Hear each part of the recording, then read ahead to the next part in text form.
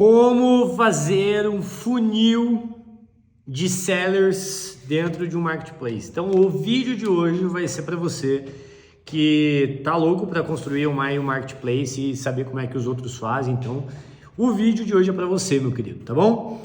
E de novo, os vídeos que eu venho criando não são voltados para, sei lá, ensinar como não deve ser feito, apesar do título ser esse, a ideia é muito mais eu te contar como é que eu faço ou fiz para você ver se é algo que faz sentido para você.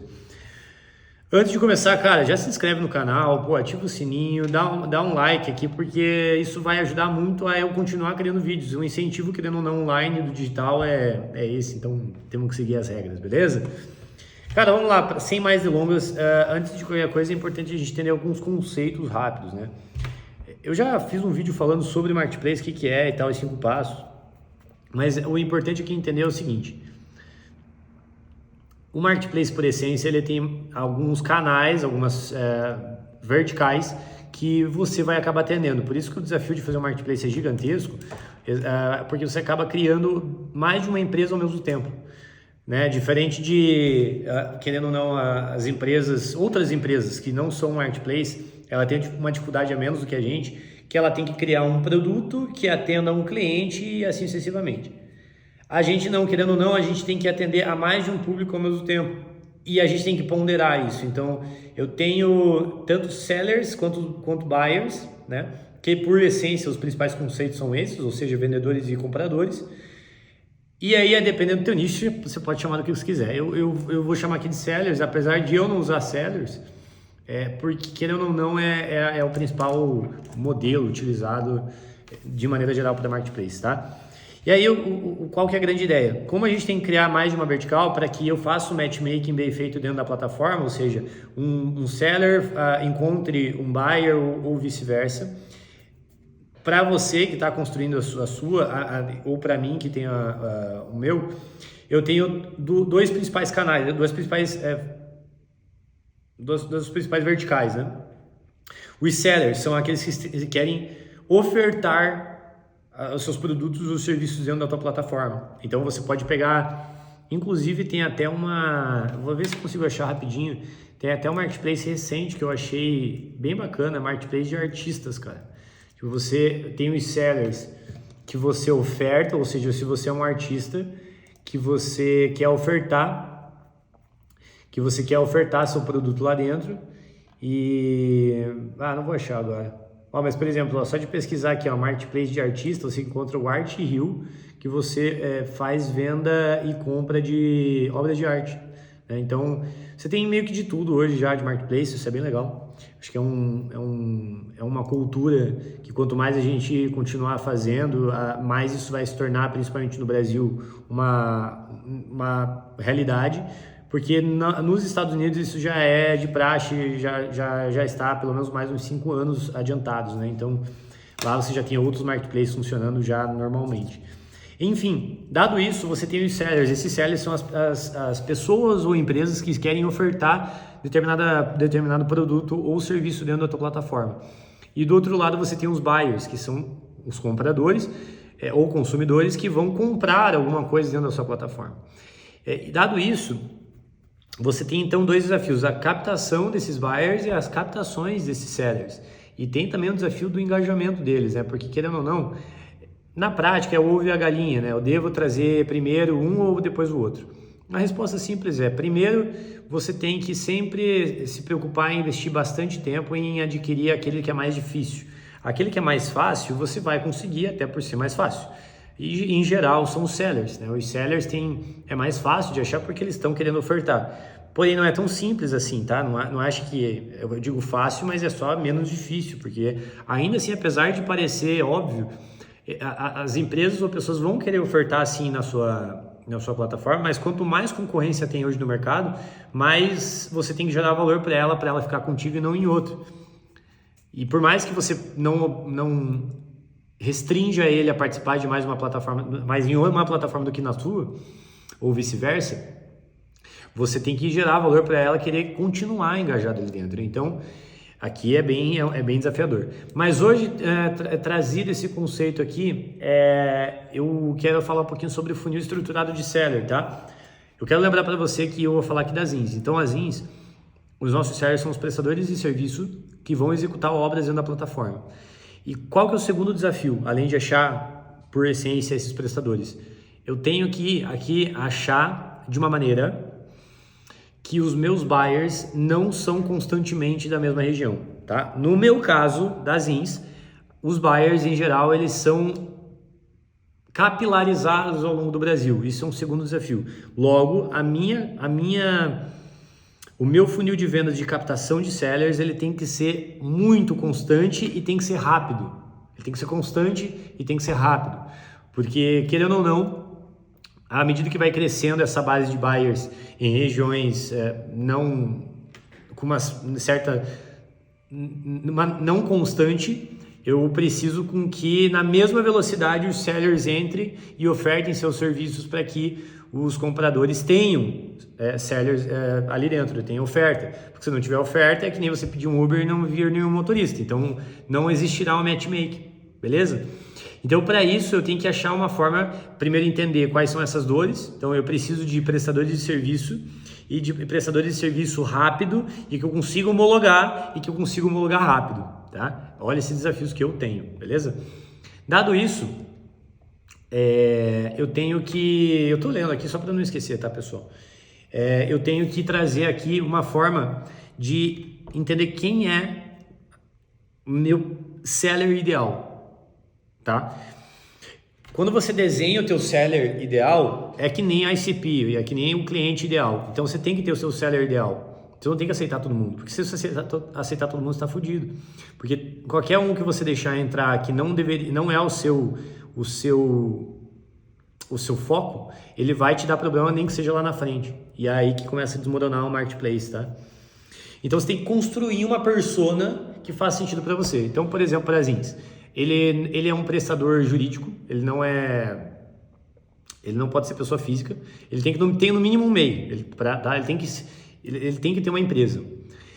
Essa empresa, ela tem que ser generalista, então, ou seja, ela não pode ser específica de uma área, ele não pode ser eletricista, encanador nem nada. Ele até pode, no sentido de a técnica deles conhecer mais de elétrica, por exemplo, mas especificamente ele tem que, se ele fizer uma parte, ele precisa necessariamente subcontratar outro, tá? Ele não pode se limitar a fazer um único serviço. Então eu tenho essas duas personas, essa persona e com essas duas características principais. Então esse é o tipo de empresa que eu preciso. Todos aqueles que não são parte disso, eu tenho que necessariamente excluir. Então, eu precisei realmente entender que muitas das pessoas eu não iria aceitar, beleza? Dito isso, agora eu preciso achar esses caras. E qual que é a forma mais fácil de achar esses caras? Aí tu começa a pensar de maneira... Cara, começa a abrir a tua cabeça. Porque no meu caso eu preciso achar, lembrando, de forma rápida e constante. Então o que a gente fez? A gente começou a pensar, cara, como que eu consigo achar o cara de forma rápida?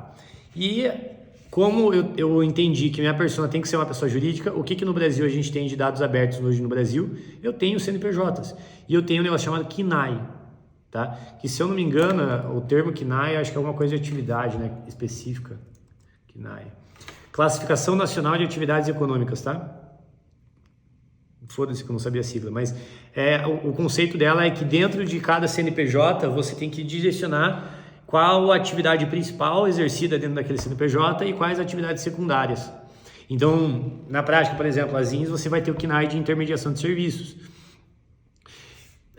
Geralmente uma construtora vai ter construção de alguma coisa, fornecimento, instalação de elétrica, então você tem alguns KNAIs que é fácil de achar. Então eu sabia que a Receita Federal disponibiliza CNPJ, só dados públicos, e classificados por KNAI. Entendeu? Então eu já consegui aqui, se eu não me engano, a gente conseguiu mais de 200 mil CNPJs classificados nessa faixa que eu queria. E obviamente eu preciso de CNPJs ativos e um e-mail e um telefone, é isso que eu precisava. A gente fez um teste, e que esse teste deu muito certo, tá? A gente pegou, fez uma extração desses dados, tá? E fez um mailing simples, básico, falando, cara, eu preciso, estou com uma obra na sua região da empresa XYZ, XPTO, e mais ou menos de um tamanho de obra tanto, e eu queria saber se tem interesse. Se você tiver interesse, me manda mensagem, ou responda um e-mail. E, cara, começou a dar muito certo. As pessoas, os sellers, né, os prestadores interessados, começaram a aparecer, e isso foi muito legal, porque mostrou-se que existia ali um interesse genuíno. E até só um parênteses aqui, quando a gente estava pensando nos testes, uma das coisas que a gente fez foi Facebook, tá? Grupo de Facebook, que funciona muito bem. O único problema do Facebook é que é difícil regionalizar, que é o meu caso. Então, por exemplo, eu quero alguém do Ceará, eu quero alguém de Curitiba. E como a gente trabalhava com várias cidades ao mesmo tempo, eu tive essa dificuldade. Lembrando, a minha dor, eu precisava de prospecção constante e rápida. Então não dava, o Facebook demorava demais e não era regionalizado como eu queria, beleza? Fecha parênteses. Fiz esse mailing e começou a dar certo. A partir daí, cara, a gente começou a verificar que aquela estratégia foi muito válida. Então eu cancelei todas as ideias que a gente tinha de tráfego pago, rádio, TV, tráfego pago eu já falei, enfim. As captações tradicionais que você consegue imaginar. Então, e a gente criou uma maquinazinha que, cara, fizesse de uma maneira rápida. Isso antes do GPT, cara. Então, assim, era uma loucura, né? A gente mandava e começava a responder e ligar para esses caras. E agora eu tenho um segundo desafio. Pô, conseguir captar o contato dessas pessoas e vou abrir outro parênteses aqui, tá? À medida que o tempo foi passando, a gente foi melhorando essa captação. Então, a gente foi encontrando ferramentas para poder fazer prospecção por WhatsApp, tem o Google Maps, então você tem outras ferramentas aqui que você pode fazer essa captação. O intuito aqui não é nem só entrar nesse mérito, que eu posso até falar, o problema não é não falar, é só para não ocupar mais o tempo do vídeo, mas que a gente foi melhorando. Então, a gente foi criando vários e vários telefones, foi fazendo prospecção por e-mail e por WhatsApp. Esse WhatsApp, a gente começou a integrar com o GPT para eu precisar de menos pessoas para ficar atendendo essa parte inicial. Eu já vou falar sobre isso, tá? Beleza, fecha parênteses. Agora eu tenho um segundo desafio aqui, cara. Eu preciso homologar esses caras. Porque não adianta eu cadastrar qualquer bunda mole. Eu preciso encontrar uns caras decentes. Então, como é que eu vou fazer aquela primeira restrição lá? Como é que eu vou saber se o cara é generalista ou não? Só perguntando. E aí a gente começou a fazer uma entrevista inicial, tá? E a gente, assim, de novo, coloque isso na tua cabeça. Eu preciso responder aqueles problemas, eu preciso responder aquelas dores. Eu preciso fazer prospecção rápida e constante. Então, o que eu preciso pegar desse cara, que eu mitigue os problemas que esse cara possa me dar no futuro, só que ao mesmo tempo não posso demorar demais para fazer homologação, porque eu tinha pouca base, naquela época eu tinha 30 prestadores, e eu precisava captar o tempo todo nas cidades novas. Então, cara, como é que eu vou fazer para não perder tempo demais e não ter a oferta dentro da plataforma? Então, volto aqui para o raciocínio. Se eu tenho que achar esses caras rápido e homologar esse cara rápido, o que eu preciso ter para me proteger no futuro e ao mesmo tempo fazer rápido? Esse é o desafio. E a gente começou a perguntar para várias pessoas, meus mentores, amigos, enfim.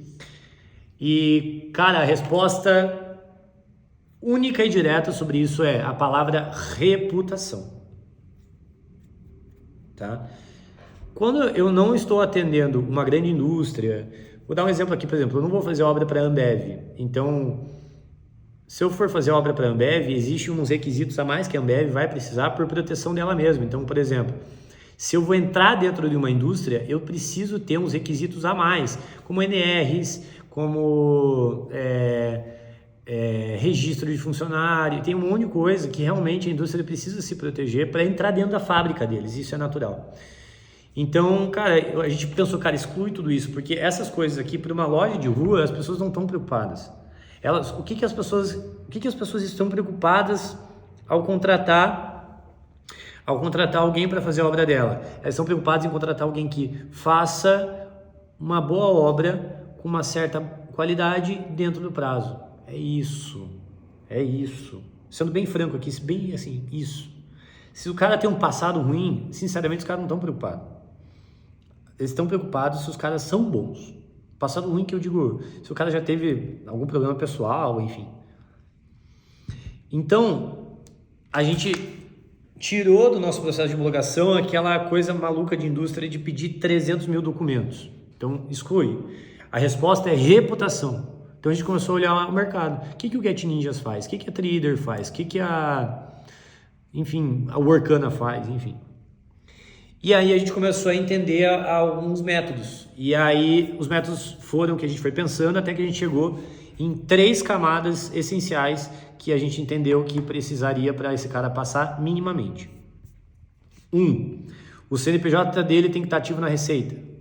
E um desafio aqui é que o CNPJ ativo na Receita ela é mutável. Então você pode estar com o CNPJ bom hoje e amanhã se der um problema fiscal, sei lá, jurídico, e a Receita bloqueou o teu CNPJ. Então, hoje está homologado, amanhã não mais. Então, CNPJ tem que estar ativo na Receita. 1. 2. Você tem que passar por um treinamento com a nossa equipe. Precisa ter um high touch com o nosso time. Precisa ter alguém explicando como funciona o modelo das INS.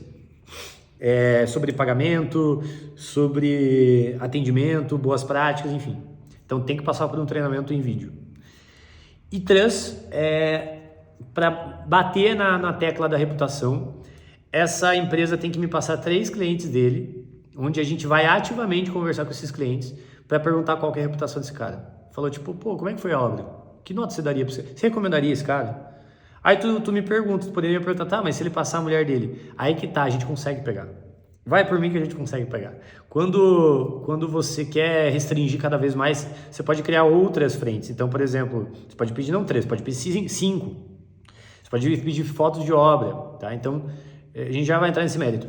Esse é o mínimo necessário para a gente chamar esse cara de homologado. Fala, cara, ele pode estar apto hoje a mandar interesses e cotações para os prestadores, para os buyers, tá? Só que daí a gente entra num próximo step, cara. Olha que legal. Eu preciso separar e classificar os prestadores que estão dentro da plataforma.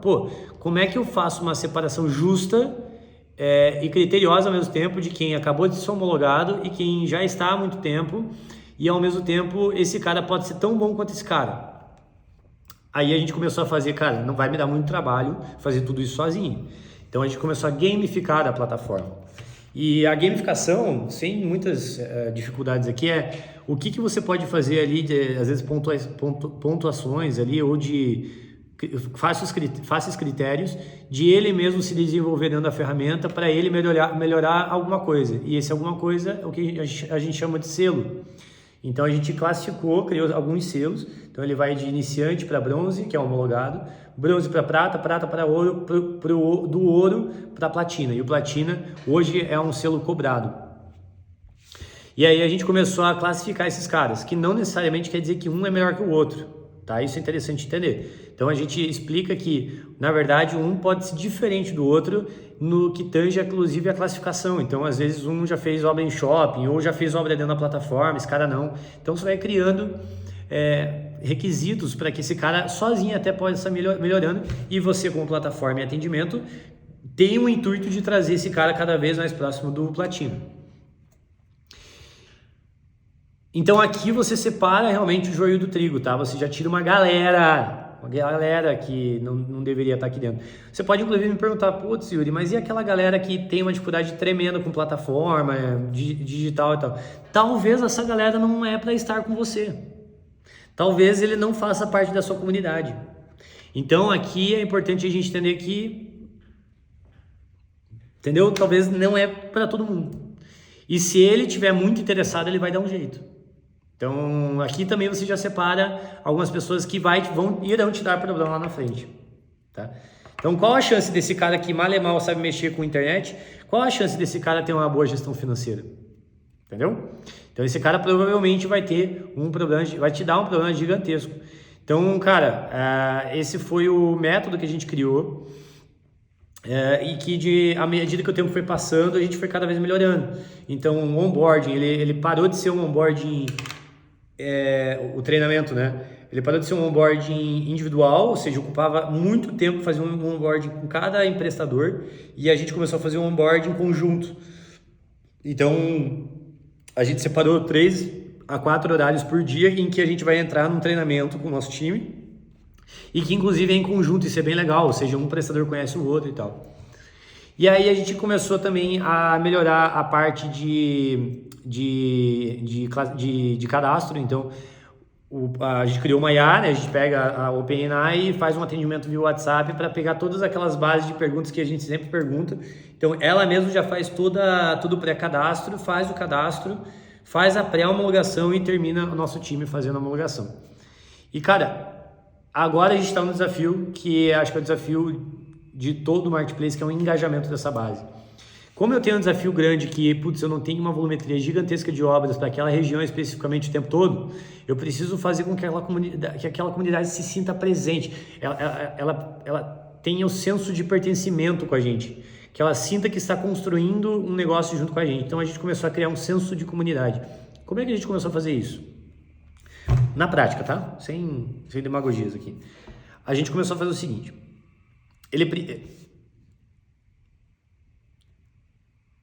Assim, vamos dar um passo atrás. Esse cara enxerga a gente como uma marca nova. Uma marca nova, um zins, enfim. Então, na primeira oportunidade do cara burlar a ferramenta, ele vai fazer. Essa é a verdade. Dito isso, vamos pela essência. Por que ele vai querer fazer isso? Porque ele não está personificando a marca que ele está, a plataforma que ele está utilizando. Se ele não está personificando essa plataforma, ele meio que foda-se. Tipo, entendeu? Foda-se. Tipo, eu não, entendeu? Vou fazer de qualquer meu jeito. Depois a plataforma me traz aí, eu dou um jeito. Então a gente falou, cara, essas pessoas precisam entender que tem pessoas por trás. Porque à medida que ele vai entendendo que existem pessoas por trás, ele deixa de ter esse negócio do tipo, meio que foda-se a plataforma, mas putz, tem o Guilherme lá por trás, sabe? Putz, eu não quero fazer isso com o Guilherme. Putz, tem o Yuri, cara, eu não quero fazer isso com o Yuri. Não tô dizendo que isso protege todo mundo, sempre vai ter safado o tempo todo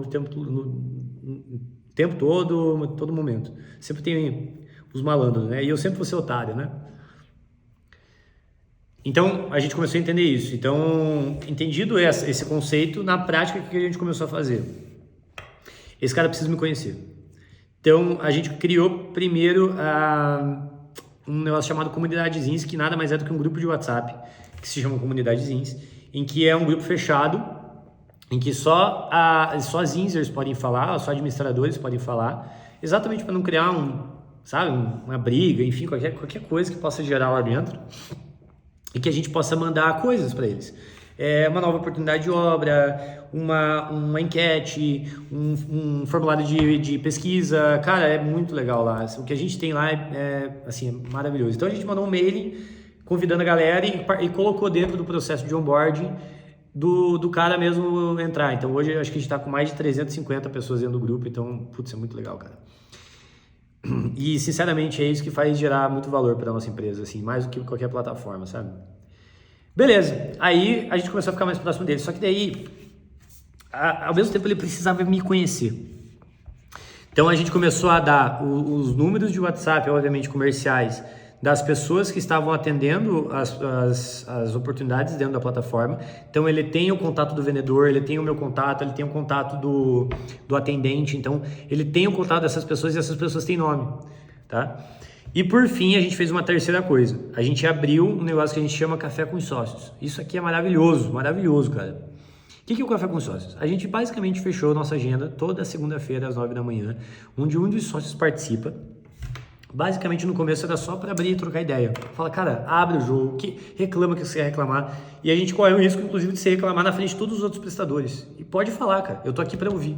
Eu quero te ouvir, tá? Pode ser que a resposta que eu vou te dar não é a que você queria, mas eu te ouvi. As pessoas querem ser ouvidas. E, cara, o senso que isso criou foi maravilhoso. E aí, para finalizar essa explicação, ao longo do tempo a gente começou a perceber que muito assunto começou a ficar prolixo. E aí a gente começou a criar treinamentos. Então a gente viu isso como uma oportunidade para trazer treinamentos dentro do Café com os Sócios. Então hoje, toda segunda-feira, a gente tem um calendário de treinamentos. Então, sobre vendas, sobre visita, sobre atendimento. e elas não são gravadas, elas são específicas para trocar ideia com quem está ali. E os vídeos que são gravados, que é do Zins Academy, a gente construiu o Zins Academy, que é uma área de cursos dentro da plataforma, com vídeos gravados sobre atendimento. Os vídeos estão no YouTube, mas ali a gente criou uma forma de visualização bem mais legal. Galera, eu acho que é isso. Eu acho que eu consegui ajudar bastante, te contar como é que a gente faz. Se você gostou, compartilha, cara, curte. E se você não gostou, faz teu textão, dá teu comentário, faz tua crítica, porque isso me ajuda muito a construir melhores esses vídeos, beleza?